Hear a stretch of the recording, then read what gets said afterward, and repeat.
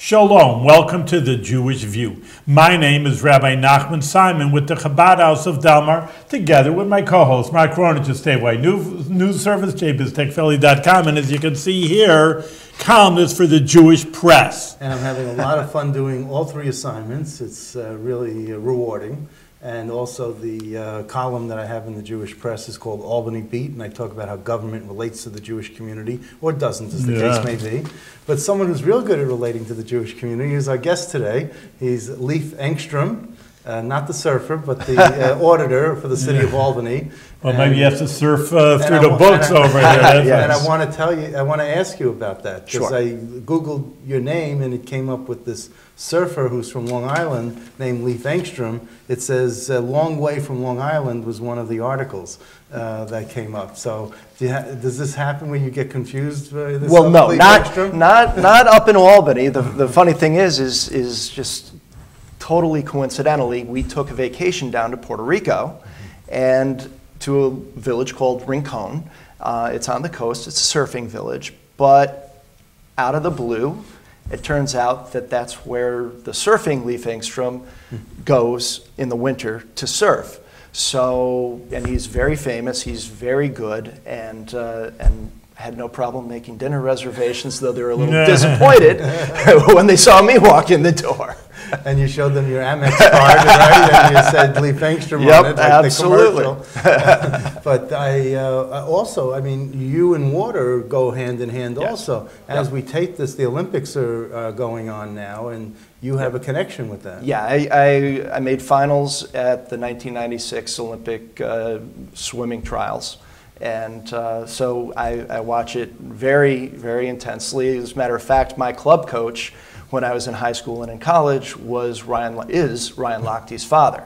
So I have a lot of interest in watching that. I went to the University of Tennessee and I swam there. Was an All-American there, and I actually won a couple of national championships in USA swimming. And you're still fit. I mean, you still swim. Do you still exercise? I swim occasionally. It's when swimming is your job and training hard is your job. You don't have the same enthusiasm for it once a lot of times, they say a lot of sports players, they're so obviously so fit 100%, and then they get, like you see, fat after 5 But what's interesting is how quickly you rebound. Is that once you've gotten your body to that level, I mean, I can get back in shape pretty quickly as compared to a lot of people because my body kind of recognizes that. Yeah. Interesting, that audience sees that you're an auditor. We got into your pre-life over here beforehand, but it's very interesting to say my story. My father's an accountant. He passed away, and my sister, who had more of a business mind, and says, well, I want to be an accountant also. My father said, don't go be an accountant, because she was a very active, she's a real people person. So she went into the hotel business, because people in, out, constantly new people. It's interesting here, a sports person, like as an active person to be, I don't want to say a dry job like an auditor, but it seems like, a sports person's more the... Yep, I mean, auditor's a little different than accountant because we don't keep the books. We check up on things. We look into things, and it's not just the financial side. We also do performance audit. So we go in and we see how departments are doing, not just financially, but are they performing for the people of Albany? Good segue into the next question. Sure. One of your audits that was, I guess, maybe controversial might have been about the landfill. Yeah. Could you explain what you found out with the landfill? There were some, we were there, we were looking, the real impetus with that was what happened in Colony, where they had a company coming in and kind of under the table at the Colony landfill making bypassing the scales with a little money on the side is what things kind of wound out to be. That may not be the exactly what happened, but it was pretty close. They were bypassed. They weren't paying full fare for the tonnage that they were bringing in, and So we needed to make sure that that wasn't happening in Albany. We also needed to make sure that they had the controls in place to make sure that it didn't happen. So even if it's not happening now, we want to make sure that the steps are in place to cover us in the future. Drum roll, the results and were? The results were no. There was nothing like that going on. When we first went out there, we thought that the tapes went back 9 months. Yeah. They didn't. They only went back 90 days. So, and we had announced the audit before, more than 90 days before we went to get the tapes, so we didn't have any unannounced tape to look at. So we went back a year later unannounced. Right. And we went in and pulled the tapes unannounced and did a comparison between the tapes and the receipts. Yeah. And we didn't find anything. So we weren't able to do that. No, right? But we found quite a few improvements that they could make in their controls to make sure that it didn't happen, improvements in camera location. There certainly was the potential for things to happen because they had the same person doing too many of the financial activities.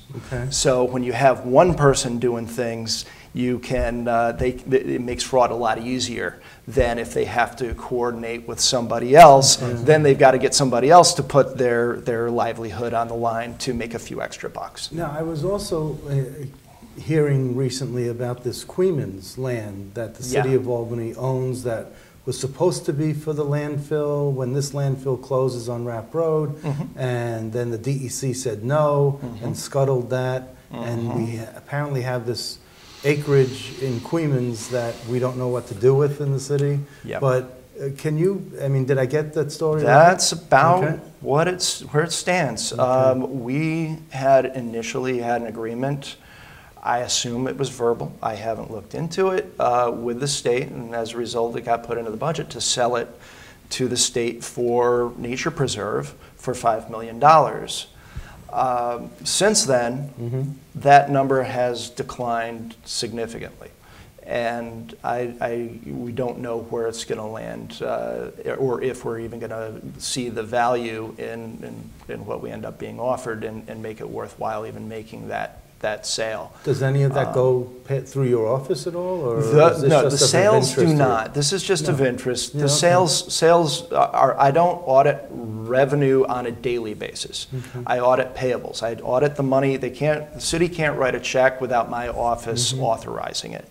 So that's the side that we're really kind of in management on, is on the purchasing and the payroll side. We really dig in on a regular basis and look at that stuff. On the revenue side, we have to do a formal performance audit and go out and take a look at what's going on. But you give suggestions or something like that? I mean, part of the audit, so you give suggestions, hey, maybe we can have, because there's a lot of issues. Mark and I have really practically, I would almost say practically every politician in the Capital District, almost.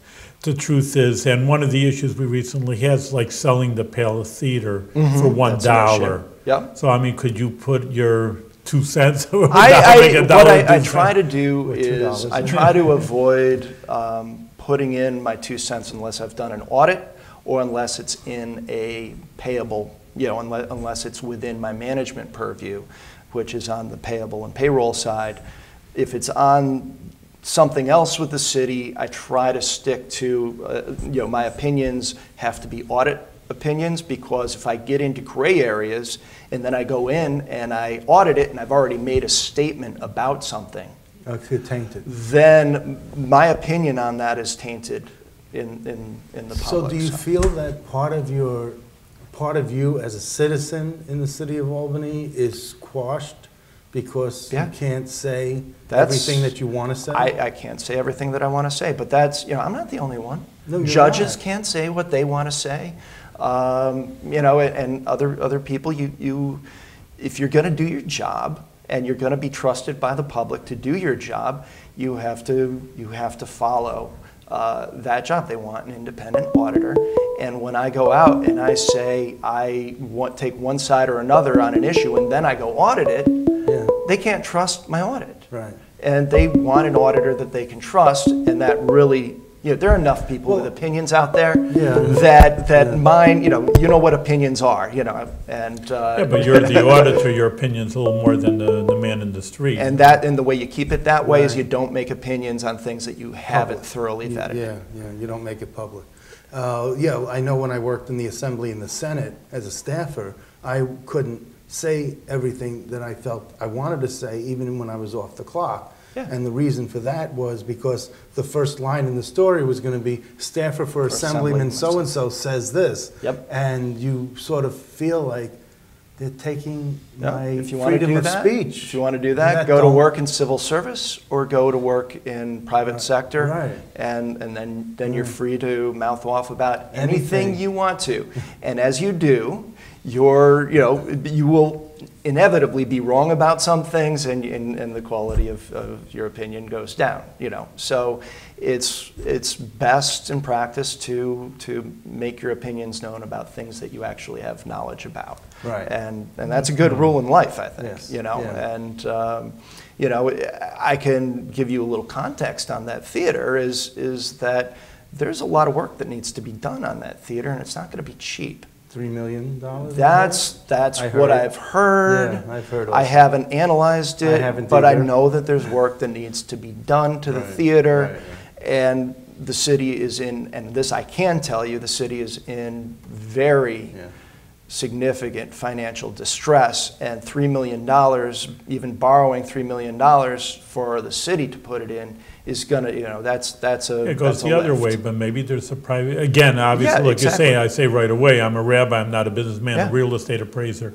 But it just, it seems like a nice building, maybe someone out there would want to pay something for Then perhaps we need to put out an RFP or something along those lines. The city of but Albany has I'm not so- optimistic that we're going to get a lot of. Well, except for the fact that the city of Albany has a lot of wonderful relationships with, whether it's BBL or it's, the guys who are redoing State Street, Columbia Development. Well, they're kind of one of the same. They're hand in hand. And and they also, I just felt like, for them, I work for BBL, so I know like $3 million for them is like water off a duck's back. Oh, I'm sure they enjoy hearing you say that, but They wouldn't be surprised that I said it either. but so I'm just saying if there were sponsorships and things like that were possible, that's something to explore. But if if we're looking at a major upgrade, and whether that's wise or not is something that can be debated. I said to Holly Brown a couple of weeks ago, I said, why don't you just do naming rights for the palace like they did for the TU Center and other facilities around the Capital District? Yeah, and that's something that's food for thought. I think what you saw was more of a proposal than a fait accompli. Yeah. It has 2 boards to go through before it has to get past the Common Council, and then it has to get past the Board of Estimate and Apportionment, which I chair. And so it's got those 2 steps to get through, and I certainly want to see the process. I want to see the analysis. I want to see what is actually being proposed. So you're just watching before you make a position. Take a position, but I do know that there's a significant liability in maintenance out there that the city, we're the landlord, that we have to do something. Well, that's what insurance is for. So, well, okay. Yeah. I'm sorry. I have no filter today. Okay. Well, I wanted to ask you one other thing. Sure. You mentioned about the deficit and the struggle, the financial struggles for the city. We have a structural deficit, I believe it's called. I've heard all sorts of numbers. Let me get your take on what the structural deficit is. I can't give you an exact Okay, I heard 18 number. million. That's in the neighborhood. Okay. It could be. Here's the thing: is the way that we budget salaries in the city. We budget every position to be filled for the entire year. So we don't fill every position for the full year. People leave. Some positions just don't ever get filled. You know, people leave and it takes 3-4 months to find their replacement. It happens. And it happens all over. With police department, as people retire, you only hire police in classes. You don't hire them one at a time to replace. So you can be down 15 police officers before you hire a new class. Same with firefighters. So you end up with these gaps in between what you budgeted for payroll and what you actually end up spending. So when we say a structural $18 million deficit, maybe it's not that much. Maybe it's 14 million. Or 16. Or you know, maybe it's because in these salaries that are not that high to begin so with. And it depends on your definition of what a structural deficit is. If you say yes, if we filled every position, this is the structure of the budget. Well, okay, then we've got that size of a deficit. But you know, we have a huge deficit. Okay. Regardless, I mean, you know, we're still knocking on a 10%, 7 to 10% of our budget deficit, which in any organization is very untenable. Significant, and you know, you can't close that with just administrative adjustments. I mean, you end up having to make significant, real changes to personnel in the city, and that include, you know, police, fire, DGS. That's 70-80% of our 70-80% of our budget. But taxes is probably impossible. I don't know. You know, nothing's impossible. I mean, if we're going to close it, that has, you know, if we're stuck in a position where New York State says to us, no, you're not getting anything more. Sorry, this is it. You're going to figure this out on your own. Then Texas has to be part of it. Otherwise, we get to such a point where not on the employees, because with police and fire at least, you can handle those with retirements because there's such a steady stream of them. But it's the public safety issues that you're talking about. You're talking about increases in response times and those types of things. So you've got to try to find that balance. If we had a 10% tax hike on a $150,000 house, that'd be somewhere in the neighborhood of $150, $160 a year. So it is important to remember that the city's share of your property taxes is only 30%. So, and I'm not endorsing a tax hike, but we're talking reality. If New York State doesn't give us any additional money, as far as aid goes, and we're stuck with all these developments that pay, you know, that ring the city. You've got corporate woods, you've got just over our border, corporate woods, you've got the Target Colony Center area, that's within a stone's throw of the city's boundaries. You've got cross gates, literally within a stone's throw of the city's boundaries. You've got the Vista Tech Park. You've got any number of other significant developments just over the border, taking advantage of the urban core, but at the same time not contributing to the services that are required to maintain the urban center. So if the state doesn't want to continue to give us that spin-up money, then the first thing we cut are the services to the state. No, we can't do that. They're human beings too, and but the reality is, if you are an assemblyman or a senator who has a heart attack after we make those cuts, you're going to experience the same reduction in response time that my family will experience. And it's kind of personal for me for two reasons. First, the fire department saved my son's life when he was choking. They showed up in 3 minutes. He was blue. He was 18 months old, and he was blue. And he showed up, and I know the firefighter, she's a woman firefighter, showed up, saved his life. Wow. And 3 minutes. Yeah, wow. 3 minutes. Yeah. If it was 4 or 5, who knows? Hey, who knows? Yeah. So that's real. Right. That's real. And the other is, and this is full disclosure, my wife is a firefighter. She just became a firefighter this year. Wonderful. So very nice. that's and she was kind of inspired by what happened to, Well, now you'll have do instant. that. Now No. you never need. We don't have oxygen in our house, and oxygen was a big part of what saved his life. But Well, you know, but we have had assemblymen and senators have heart attacks in the chamber. oh yeah, And, you know, this has been one of those things. And now they we're have there like that. Now they have the defibrillators, the nurses come in, they're right on the third floor, you know. Okay. They're real close, but Yeah. still, you want to have EMS service. the EMS services. And I'm just wondering why the state can't have their police You know, trained for EMS. I do think that it is well, police trained for EMS. That they could do that. I'm sure they'd negotiate it in for a raise Right. for the state police officers Right. if they're willing to do it. But they're you're still going to have response and transport and all that. But yeah, it's it is the state. I think the view at the state is this: is we have so many local governments, Yeah. and there isn't the political Will. Yeah. to force consolidation the way that Ontario, Canada did. Ontario, Canada forced consolidation. And it's funny, that's in no small part responsible for why they ended up with Bob Ford as the mayor of Toronto. But they forced consolidation of their metro areas in Ontario, Canada. We don't have that.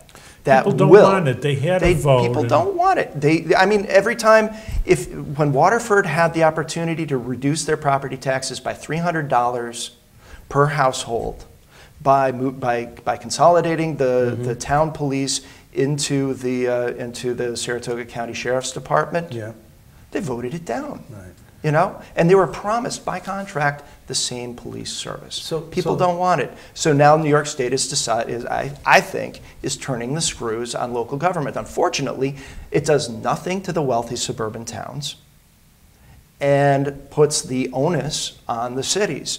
And there's no suburban town that wants to combine services with the city. So maybe here and there, maybe we move one high-level function, but not really join. Making an appreciable difference. Yes, exactly. So let me ask you, of any of these audits, and you've done several since 2010, you've done quite a few, have you found any wrongdoing in any of these audits? Wrongdoing as in criminal? Fraud. Not really fraud. There's some cases where I suspect fraud. Proving fraud and suspecting fraud are two different things. So what we do is we make sure that where we find a situation, we put the controls in place to put an end to that situation. We have certainly found, for example, in the water department a couple of years ago, they were more than $1 million, had more than $1 million in unpaid bills. Yeah. And they were just sitting on them for years, and the historical reputation of the city, with the history of the machine. You didn't question the machine. You'll get paid when we tell you you're going to get paid. That's right. Exactly. And people the vendors weren't complaining, and it really came to my attention when I had a small vendor come in, hat in hand. He was going out of business, and said, I need the money. I have to have the money.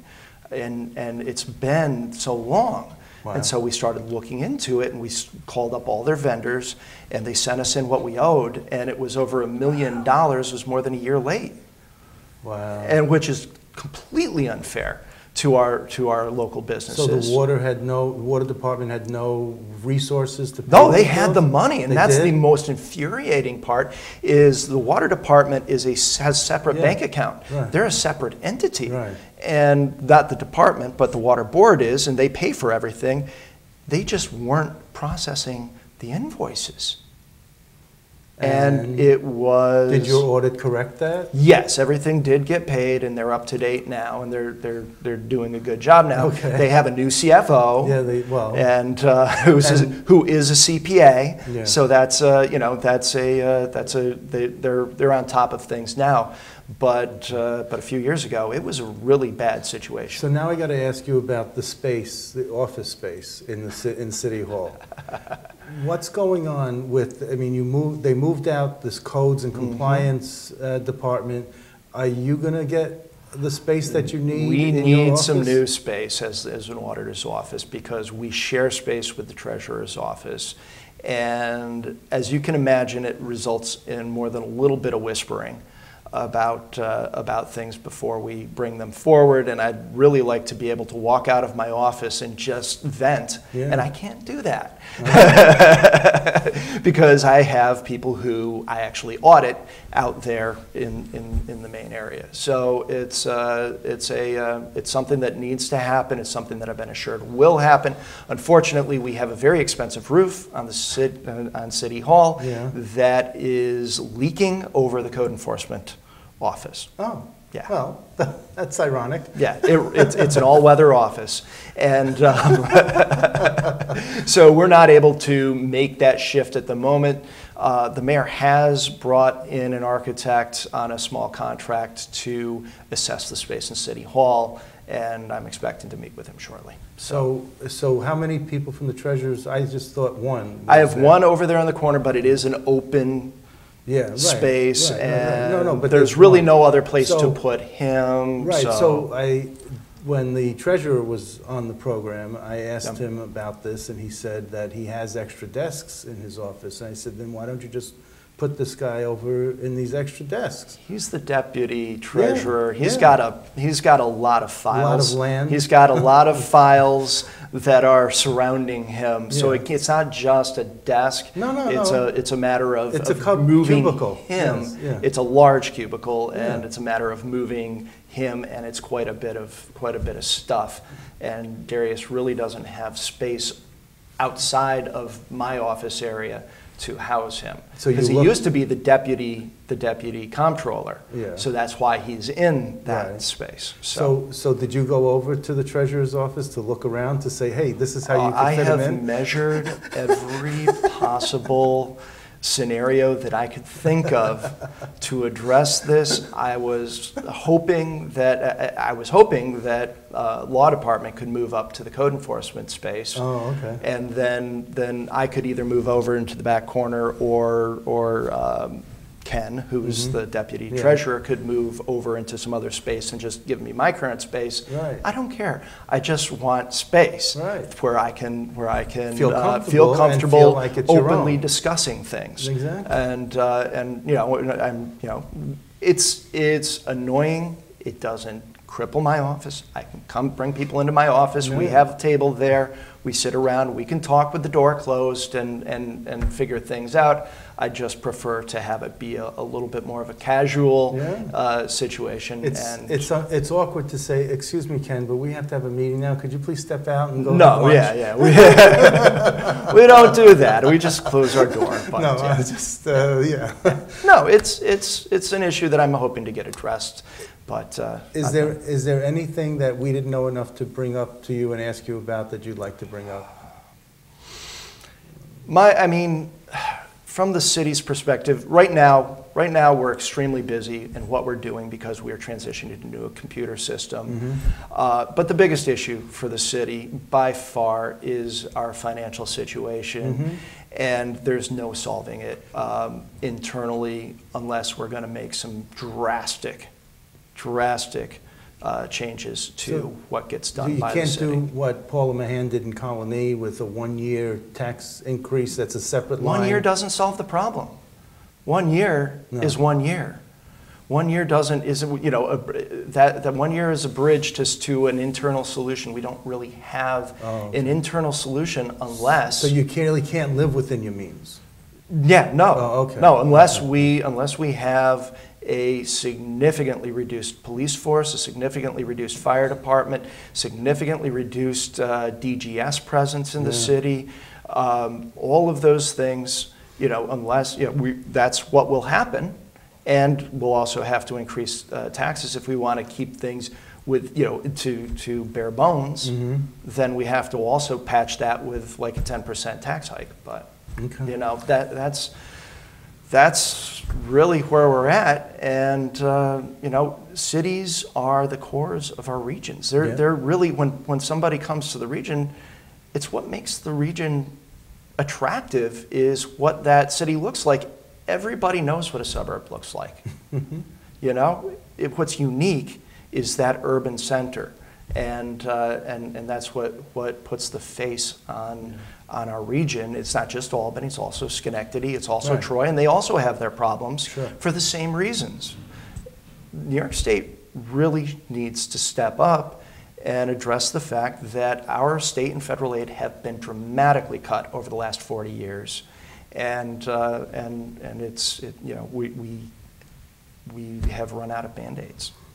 All right, well, thank you very much. If you're doing good, thank you. We run out of time, you run out of money, so we're the same boat over here. But you're doing good work over here, and hopefully it should be with a blessing that everything should come out successful. Yes, Thank continued you. success, Lee. Thank you.